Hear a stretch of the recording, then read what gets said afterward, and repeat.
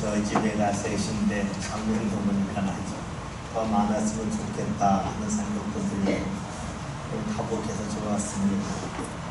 이 시간에 즐거운 인생이라는 주제를 가지고 말씀을 함께 듣도록 하겠습니다. 우리가 잠을 자기 전에 하루를 뒤돌아볼 때가 있죠. 뒤를 돌아보면서 뿌듯하게 하루 보냈다고 여길 때도 있고, 때로는 후회하면서 잠자리에 들 때도 있습니다. 후회가 밀려올 때는 내가 왜 그렇게 했을까, 내가 왜 그런 말을 했을까 하기도 합니다. 아마 저만 그런 것은 아니겠죠. 여러분들 살면서 후회하기도 하고 또 뿌듯한 마음이 들기도 합니다. 그래서 여러분, 왜 우리가 후회할까요? 그것은 아쉽기 때문입니다. 학생들을 생각해보면 그 아쉬움에 대하여 보다 쉽게 할 수 있습니다. 학생들이 시험을 마치고 아쉬워할 때가 있어요.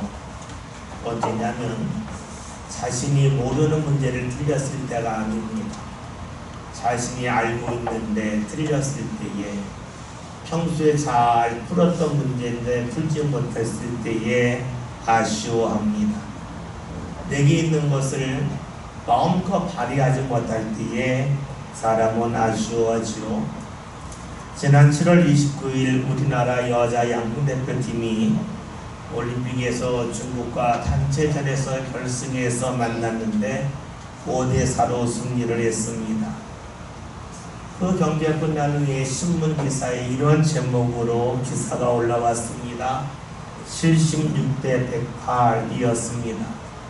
아마 짐작하고 계시죠? 이것은 우리나라 선수와 중국 선수의 심박수입니다. 우리나라 대표팀의 전훈혁 선수는 활을 쏠 때 심박수가 76이었는데 중국의 안치시현 선수는 심박수가 108이었습니다. 심박수라고 하는 것은 심장이 1분 동안 몇 분 뛰냐 하는 것을 표시하는 겁니다. 긴장하면 심박수가 올라가는데 전훈혁 선수는 활을 쏠 때에 평소와 똑같았다는 거예요. 심박수가 올라가지 않았습니다.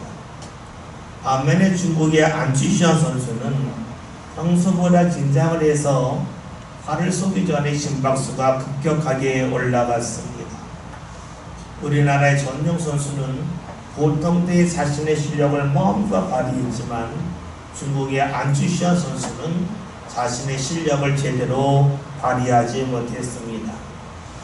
양궁은 70m 떨어져 있고 또한 1.2m인 관역에 활을 쏘는 그런 경기입니다. 그러기에 심장이 조금 떨리면 이 심장의 떨림이 손으로 이어지고, 그래서 손이 조금 떨리는 가운데 자신이 쏘고자 하는 방향을 향하여 제대로 쏘지 못한다 하는 것이죠.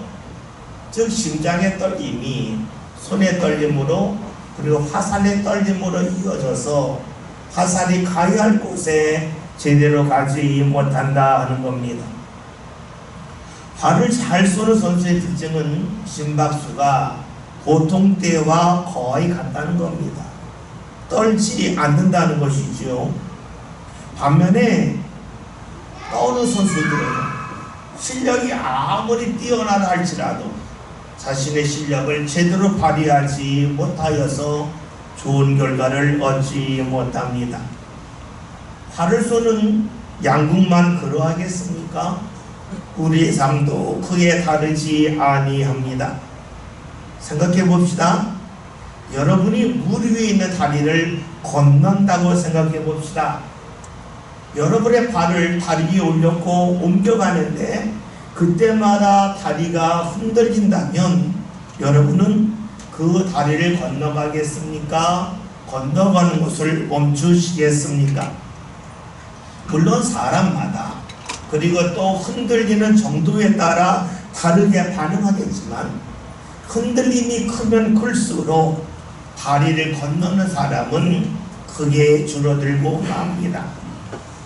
다리가 흔들릴수록 내가 저쪽으로 건너가고 싶다고 하는 마음을 가졌지만 그 마음이 크게 줄어든다는 거예요. 때로는 가고 싶지만 갈 수 없기도 합니다. 그렇습니다. 흔들리면 가야 할 곳에, 가고자 하는 곳에 갈 수가 없어요.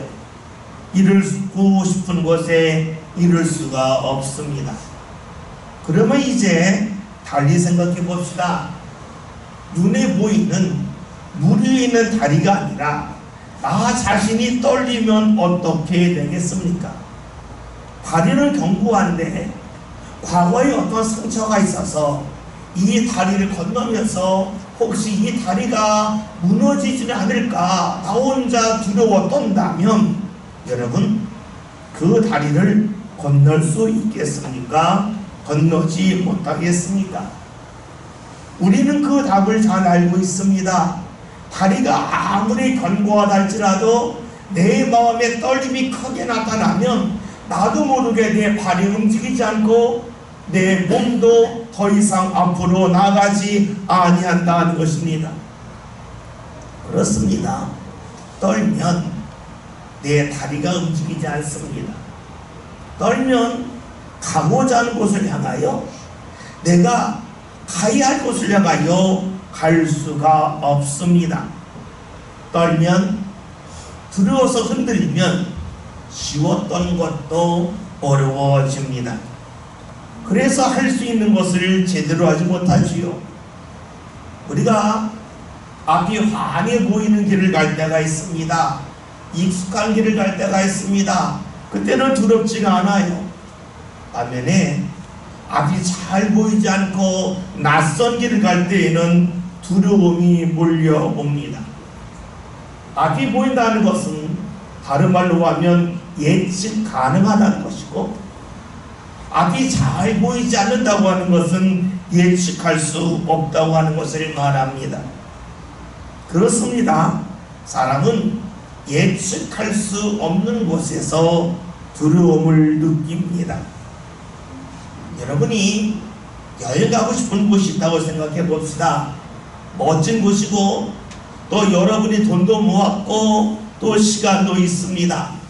그런데 그 지역에서 전쟁이 일어났다면 여러분은 그곳을 향하여 여행을 떠나시겠습니까? 언제 총알이 날아올지 모르고 언제 폭탄이 터질 줄은 모른다고 하는 두려움이 있기 때문에 그곳을 향하여 가지 아니합니다. 사람들은 안전한 곳이 아니라면, 평화로운 곳이 아니라면 발걸음을 옮기지 않습니다. 그렇습니다. 사람이 가는 곳은 안전하다고 느끼는 것입니다. 평화롭다고 여기는 것입니다. 다른 말로 하면 우리 삶 가운데 평화가 있다고 하는 것은 두려움이 없다는 말로 바꿔 볼 수도 있습니다. 그래서 내 삶 가운데 평화가 있을 때에 내가 가야 할 곳을 향하여 또 가고자 하는 곳을 향하여 우리의 발걸음을 옮길 수가 있습니다. 반면에 평화롭지 못한다면 원하는 곳을 향하여 가지 않습니다. 두렵기 때문에, 떨림이 있기 때문에, 삶이 흔들리기 때문입니다. 여러분, 그렇다면 우리 여기서 알 수 있는 것이 있습니다. 내 삶 가운데 두려움과 떨림이 있다면, 흔들림이 있다면 우리는 내가 할 수 있는 것을 제대로 하지 못한다는 것이고, 그렇다면 우리의 삶에는 후회가 가득 채워진다는 겁니다. 즉 즐겁게 살 수가 없습니다. 후회와 아쉬움이 적을수록 즐거운 인생을 살 수가 있습니다. 내 삶 가운데 평화가 있을 때 비로소 우리의 삶은 즐거운 인생이 될 수가 있습니다. 그렇게 우리가 즐거운 인생을 살고자 한다면 그 무엇보다도 내 삶에 평화가 있어야 합니다. 물어봅시다. 오늘 여러분들은 즐거운 인생의 주인공이십니까? 이에 답하려면 여러분 삶 가운데 평화가 있음을 느껴야 합니다. 여러분 삶 가운데는 평화가 있습니까?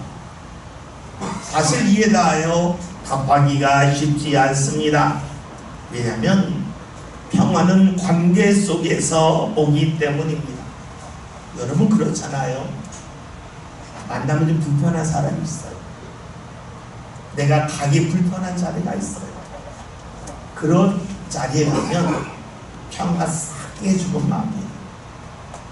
불편한 사람을 만나면 나를 모르게 심박수가 막 올라가요. 불편한 자리에 가도 역시 그러합니다. 여러분 그러기에 내 삶 가운데의 평화는 내가 누구를 만나느냐, 누구와 관계를 맺고 있느냐, 어떤 자리에 따라 달라집니다. 함께하는 대상이 누구냐에 따라서, 내가 있는 자리가 어디냐에 따라서 평화로울 수도 있고 평화롭지 못할 수도 있습니다. 즐거운 인생이 될 수도 있고 즐겁지 않은 인생이 될 수가 있습니다. 그런데 우리가 여기서 꼭 생각해야 될 것이 있습니다. 내가 마주하는 사람이 수시로 달라질 뿐만 아니라 그 사람 자체로 달라진다 하는 겁니다. 여러분 그러기에 눈에 보이는 사람을 생각하면서 내가 이 사람을 만나면 평화로울 거다 라고 기대할 수는 있겠지만 그 기대가 쉽게 무너지기도 합니다. 그래서 우리는 누구를 만나야 내 인생이 즐거울지, 어느 자리에 가야 내 인생이 즐거울지에 대하여 확신 있게 답할 수가 없습니다. 그렇다면 우리는 이 세상을 살아가면서 과연 어디서 평화를 찾아야 되겠습니까? 오늘 성경이 이에 대하여 말씀해 주고 있습니다. 1절에는 말씀을 함께 봅니다. 그러므로 우리가 믿음으로 누구나 하심을 받았으니 우리 주 예수 그리스도로 말미암아 하나님과 평화를 이루노라. 아멘. 오늘 말씀에서는 삶의 평화를 하나님과의 관계 속에서 맺어야 된다라고 말씀하고 있습니다. 여러분, 왜 우리가 하나님과의 관계 속에서 평화를 찾아야 되겠습니까? 그 이유는 먼저 사람과 달리 하나님은 변하지 않기 때문입니다. 사람의 외모가 달라집니다. 얼굴의 모양도 달라지고 색으로 달라지고 그 사람의 능력, 그 사람의 사회적인 영향력도 달라집니다. 그뿐만이 아니죠. 그 사람이 나를 대하는 마음도 수시로 달라집니다. 우리가 흔히 하는 말 중에 이런 말이 있죠. 어제의 적이 오늘의 친구가 되고 오늘의 친구가 내일의 적이 될 수 있다는 말을 합니다. 이 적이라고 하는 말을 근심으로 바꿔볼 수 있고 친구라고 하는 말을 기쁨과 평화로 바꿔볼 수 있습니다. 달리 말하면 어제 나에게 근심이 된 사람이 오늘 나에게 기쁨을 줄 수도 있고 또 반대로 오늘 나에게 기쁨을 준 대상이 내일 나에게 근심의 대상으로 다가올 수 있다는 겁니다. 여기서 자유로울 사람은 아무도 없죠. 부모들이 이런 말 하잖아요. 자녀가 원수라고. 그랬다가 그 다음날 되면 자녀 때문에 너무 좋다고 말합니다. 무엇을 말하냐면 어제 내게 근심을 줬던 이가 오늘 나에게 기쁨을 주기도 하고 반대로 나에게 기쁨을 준 사람이 내일이 되면 나를 근심되게 만들어 갑니다. 여러분 그렇다면 사람은 이랬다 저랬다 하기 때문에 그 사람을 의지한다는 그 자체가 어리석음입니다. 그러나 하나님은 다르지요. 하나님은 변하지 않습니다. 이랬다 저랬다 하지 아니하십니다. 영원하신 분이요 전능하신 분이요 어디든지 계신 분입니다. 그러기에 우리가 하나님과 관계를 잘 맺는다는 것, 하나님과 평화를 누린다고 하는 것은 그 무엇보다 중요합니다. 그러면 우리가 어떻게 해야 하나님과 관계를 잘 맺을 수가 있겠습니까? 좋은 관계는 서로를 인정할 때 이루어집니다. 부모와 자녀 사이의 관계가 좋아지려면 부모가 자녀를 인정할 줄 알아야 되고 또 자녀도 부모를 인정할 줄 알아야 됩니다. 서로 인정하지 아니한다면 관계는 결코 좋아질 수가 없습니다. 봅시다. 내가 누군가를 인정하는 것, 그러면 어떻게 되겠습니까? 그 사람이 무엇을 좋아하고 무엇을 원하는지를 알아야 돼요.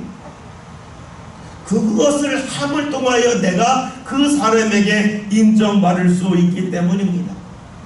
그렇다면 하나님과 사람 사이의 관계가 좋아지려면, 즉 사람이 하나님에게 인정을 받으려면 무엇을 해야 되겠습니까? 하나님의 뜻을 존중하고 받아들여야 합니다. 하나님이 원하시는 것이 무엇일까요? 그것은 하나님의 마음이 담겨져 있는 주의 말씀을 지키는 것입니다. 그러나 우리는 알고 있습니다. 그 어떤 사람도 하나님의 말씀을 다 지킬 수 있는 능력이 없다는 겁니다. 어떤 사람도 자신의 행위를 통하여 하나님께 인정받을 수 없습니다. 이를 하신 하나님께서 우리에게 행위가 아닌 다른 것을 요구하셨습니다. 그것이 바로 믿음입니다. 하나님이 요구하시고 원하시는 믿음은 하나님이 하신 일을 믿는 겁니다. 바로 예수님을 믿는 겁니다. 예수를 믿는 거라고 말할 때에 이렇게 말하는 사람들이 있습니다. 예수님이 좋은 일 하셨고 좋은 말씀 하셨고 선한 영향력을 끼쳤습니다. 저는 그것을 믿습니다 라고 말합니다. 그런데 그 믿음은 하나님이 원하시는 믿음과는 완전히 다른 믿음입니다.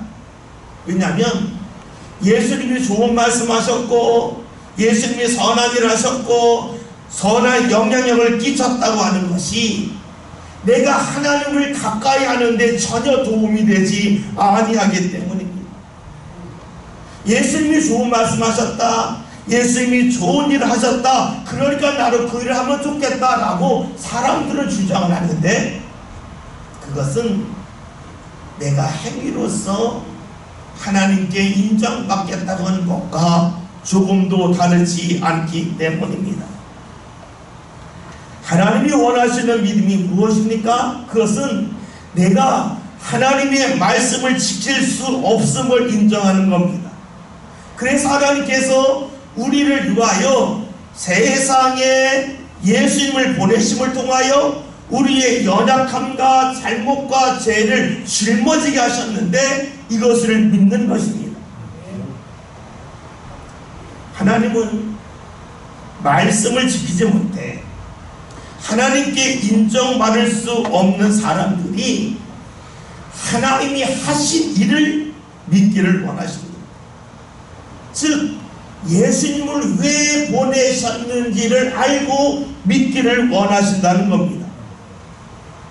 하나님은 우리에게 너희가 할 수 없다면 최소한 내가 한 것은 믿어내지 않겠냐?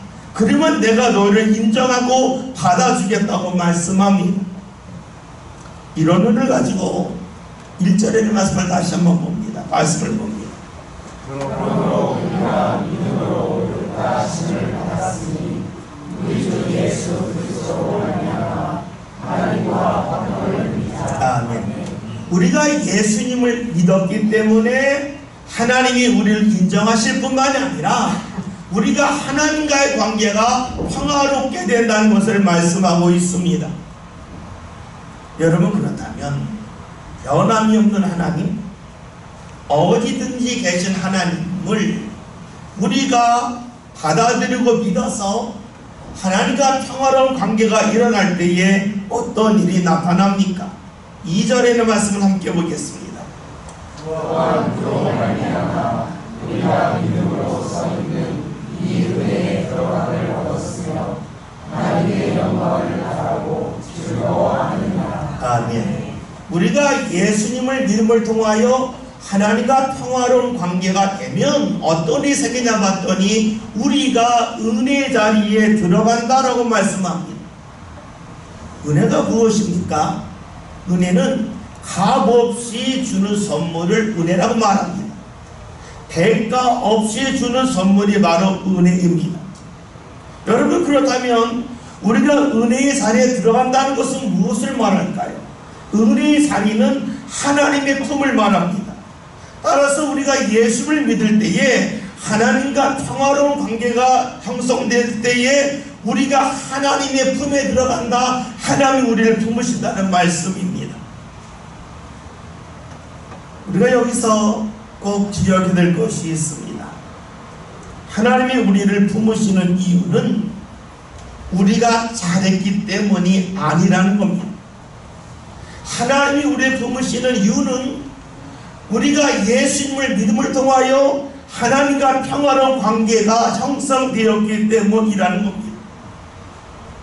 우리 예배 시간에 찬송을 했습니다. 찬송을 하다 보면 찬송을 잘 부르는 분이 있어요. 박자도 맞고 음정도 맞고 목소리가 좋은 분이 있어요.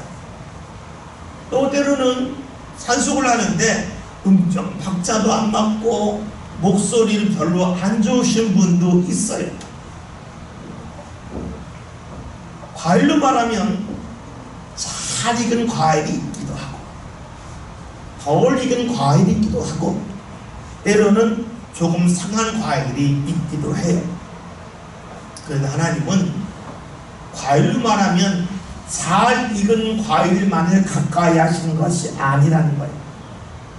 하나님은 그 과일이 조금 덜 익었다 할지라도 조금 상했다 할지라도 버리지 않고 모든 것을 다 품에 안으신다는 것을 말합니다. 즉 우리가 찬송할 때에 우리의 찬송이 부족할 수 있어요. 음악성도 떨어지고 목소리를 안 좋을 수 있어요. 그러나 하나님이 우리를 받으신다는 거예요. 왜 받으시냐면 우리가 예수님을 믿어서 하나님과 평화로운 관계가 이루어졌기 때문입니다.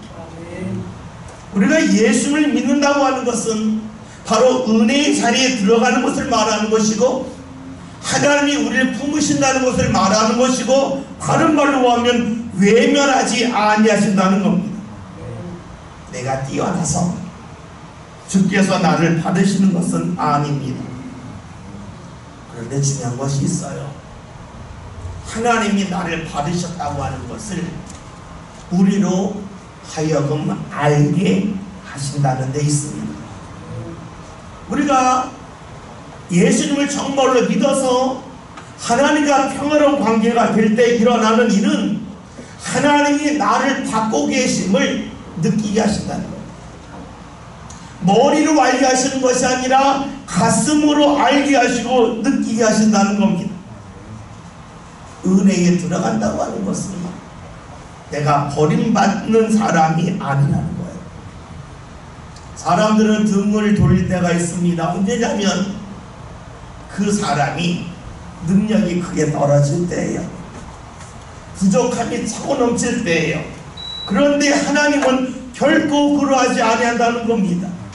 내가 예수님을 믿고 하나님과 평화로운 관계가 되었을 때 일어나는 일은 나의 모습에 관계없이 하나님이 나를 받아주신다는 데 있습니다. 그것이 바로 은혜의 자리에 들어간다는 것이죠. 그리고 또 어떤 일이 일어났는가? 2절에는 말씀을 다시 한번 봅니다. 또한 그로 말미암아 우리가 믿음으로 서 있는 이 은혜에 들어감을 얻었으며 하나님의 영광을 바라고 즐거워하느니라. 네. 말씀을 보면 2절에서 우리가 은혜의 자리에 들어갈 뿐만이 아니라 우리가 하나님의 영광을 바라보는 사람, 즐거워하는 사람이 된다고 말씀합니다. 하나님이 나를 인정하심이 계속해서 임할 때 일어나는 일이 무엇이냐면 하나님의 영광을 바라본다는 겁니다. 영광을 바라본다 그럴 때에 하나님이 영광스러운 분이기 때문에 영광을 바라본다고 하는 것은 하나님이 나를 계속 품으실 것을 바라본다는 말씀으로 볼 수가 있습니다. 이것은 이 세상에서만이 아니라 이 세상을 떠났을 때, 즉 죽음 이후에도 나를 받으신다고 하는 것을 바라본다는 거예요. 여러분, 천국은 가보았기 때문에 믿는 게 아니에요. 천국은 하나님이 나를 받으셨음을 내가 삶 가운데 경험했기 때문에 앞으로도 계속해서 나를 받으실 거예요. 이 세상을 떠났을 때에도 내가 죽었을 때로 주께서 나를 받으실 거라고 하는 그 믿음이 바로 천국을 믿는 것입니다. 그래서 하나님이 나를 받으셨음을 알 때에, 내가 은혜의 자리에 들어감을 알 때에 하나님의 영광을 바라보는 사람, 즐거워하는 사람이 됨을 말씀하고 있습니다. 제가 어렸을 때에 저 나름대로의 몇 가지 불평이 있었어요. 그 불평 중에 하나가 저녁 때가 되면 부모님이 집에서 밥을 먹으라는 거예요. 제가 어렸을 때만 해도 놀 곳이 없으니까 딱지 만져 딱지 따먹기 하고 구슬치기 하고 그랬는데, 저녁 때가 되면 부모님이 들어오고요. 근데 문제는 뭐냐면, 제가 땄을 때 들어가려고 하면 같이 놀던 친구들이 들어가면 안 돼, 막 붙잡는 거예요. 따고 도망간다는 거죠. 그럼 어떻게 해야 돼요? 어쩔 수 없어요. 집에 들어가려면 딴 걸 줘야 돼요. 그러니까 잃었을 때는 잃은 가운데로 들어가고, 땄을 때는 딴 거 주고 들어가야 되니까 저녁에 부모님이 부르시는 게 너무 싫었어요. 또 한편에서는 저녁까지 노를 치고 너무 부르는 거예요. 쟤는 좋겠다, 집에 안 들어가도 돼. 어린 나이에 그런 마음이 들었어요. 근데 나이가 들면서 깨달은 게 있었어요. 그 직업이 안 들어갔으니까 집에 들어가도 받아줄 사람이 없으니까 어두운 집에 홀로 들어가게 안 들어가는 거예요. 다시 말하면 그 친구는 길거리에서 방황한 것이었어요. 그 당시에는 그것이 자유처럼 보였는데 어느 날 보았더니 그 자유가 아니고 방황이라고 하는 것을 알게 되었습니다. 여러분, 우리가 하나님의 영광을 보고 즐거운 이유가 어디 있습니까? 그것은 우리가 방황할 필요가 없다는 거예요. 그 이유는 하나님께서 나를 받으시기 때문입니다. 하나님이 받으시면 복된 일입니다. 하나님은 우리를 하나님의 자녀로 삼아주시고 인정하시기 때문입니다. 여러분, 자녀를 키우면 속상할 때가 상당히 많습니다. 왜 저럴까? 왜 저럴까? 한숨날 때가 상당히 많습니다. 그런데 놀라운 게 있어요. 시간이 지나고 나면 미웠던 것은 기억이 나지 않고 좋았던 것만 기억이 나요. 잘못했던 것은 기억이 거의 나지 않아요. 그냥 즐겁게 했던 것만이 기억이 나요. 하나님이 그러시다는 거예요. 우리가 예수를 믿어 하나님의 자녀가 되었을 때 일어나는 일은 무엇이냐면, 하나님이 우리를 기억하실 때에 잘못한 것이 아니라 하나님 앞에서 바르게 한 것을 기억하며 우리를 기다리고 계신다는 사실입니다. 오늘 말씀에서 우리가 예수님을 믿음을 통하여 어떤 일이 생기는가 보았더니, 하나님이 나를 인정해 주셔서 하나님과 평화로운 관계가 되고, 하나님이 나를 인정하시면 하나님이 나를 품어주신다는 것이고, 하나님이 나를 품으심을 내가 기억하며 살 때에 하나님께서 나를 계속해서 좋은 길로 인도하실 거다, 영광을 바라보는 사람이 됨을 말씀하고 있습니다. 이것을 우리가 알 때에 우리의 삶은 크게 달라지죠. 어떻게 달라집니까? 3절 4절 함께 봅니다. 하나님뿐 아니라 우리가 환난 중에도 즐거워하느니 이는 환난은 인내를, 인내는 연단을, 연단은 소망을 이루는 줄 알미로다. 아멘. 무엇을 말하냐면, 환난이 있다 할지라도, 즉 얼음이 있다 할지라도, 내가 원치 않는 일이 있다 할지라도 그 일 때문에 실망하지 않는다는 겁니다. 그것이 인내로, 연단으로, 소망으로 이루어짐을 말씀하고 있습니다. 우리가 예수님을 믿을 때 일어나는 게 무엇이냐면, 내 삶 가운데 있는 어려움은 하나님이 나를 버리신 것이 아니라 나를 사랑하시는 하나님께서 나에게 더욱더 좋은 길로 인도하시면서 나로 하여금 삶을 다듬게 주시려고 그런 일을 허락하셨다고 하는 것을 바라보는 사람이 됨을 말씀합니다. 여러분, 그렇습니다. 우리가 예수님을 믿음을 통해서 우리가 하나님의 자녀가 되었다고 하는 것은, 하나님이 나를 받으시고 나를 포기하지 아니하시고 나를 계속해서 인도하시는 분으로 받아들인 것을 말합니다. 여러분, 그러기에 우리의 삶 가운데 예수를 믿는다고 하는 것은 삶의 평화를 가져옵니다. 주께서 나를 계속해서 받으심을 믿기 때문입니다. 그리고 어떤 자리에 있든지 간에 주님이 나를 포기하지 아니하시고 나를 인도하심을 소망하며 살아갈 수 있습니다. 그러하기에 우리의 삶은 두려움이 없습니다. 주의 심판이 아닌 주님이 나를 받아주심에 대한 소망이 있기 때문입니다. 두려움이 없을 때에, 떨림이 없을 때에, 평화가 있을 때에 우리의 삶은 내게 있는 것을 마음껏 사용합니다.